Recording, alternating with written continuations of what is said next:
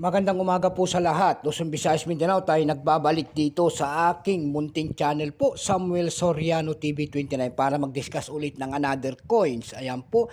At ito po ay ating hilig, pangungulikta ng barya. Ayan, parati kong sinasabi dito sa aking YouTube channel, ang pinag-uusapan po dito ay barya. Ayan po. At isa po tayong kolektor. Ayan po. Magandang umaga po sa lahat ng mga senior citizen kung saan kayong dako ng mundo po, lalong-lalo na ang aking mga subscriber po. Thank you so much sa aking mga subscriber po. Maraming salamat. Maraming salamat din sa nanonood doon sa aking FB page po. Ayan, thank you so much din. Ayan. At maraming salamat din sa ating mga nanonood dyan. Ayan po, kung hindi pa kayo nakapag-subscribe dito sa aking YouTube channel at gusto nyo ang ganitong mga topic po about coins, ayan po, siniselling natin kung magkano na talaga ang kanilang mga halaga. Ayan po. Baka pwedeng humingi sa inyo ng pabor tulad na lamang ng pagpindot ng ating subscribe button, like and share para ma-update po kayo sa mga latest ko pang gagawin mga video po. Ang pag-uusapan po natin ngayon ay world coins. Excuse me po. Ayan po ang ating pag-uusapan, tubat ng Thailand.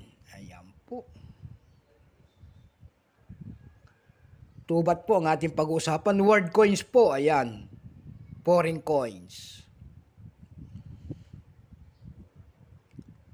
Bago tayo magsimula sa ating talakayan, kilalanin mo muna natin siya. Siyempre po, issue, Thailand, period, King, Bumabol, Abdulaziz, Rama, 1946 hanggang 2016. Ayan.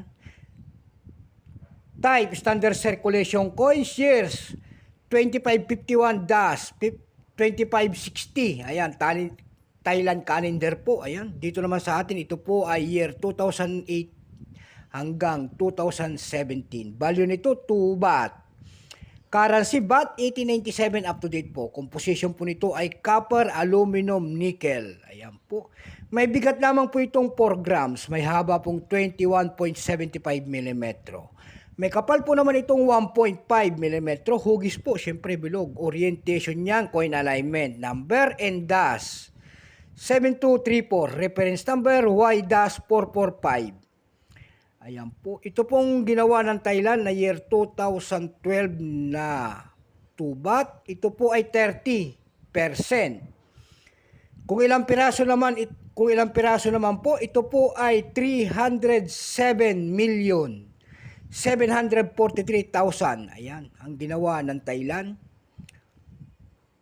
May price na doon sa ating numista.com. Ayan po, yung kanyang almost uncirculated, 14. Uncirculated is 14. Dako naman tayo sa kanyang price. Ayan po. Doon sa ating numista.com, nakakita na tayo nagbebenta nito ng $6.50. Ayan po. Sa Carousel PH naman po tayo dumako. May nakita tayo nagbebenta nito ng 100 pesos. And then 120 pesos. Yun lamang po ang aking may babahaging price niya. Ayan po. Sagad na po. So hanggang dito na lamang po, Luzon, Visayas, Mindanao, kung saan kayong dako ng mundo po. Keep safe po sa lahat and God bless.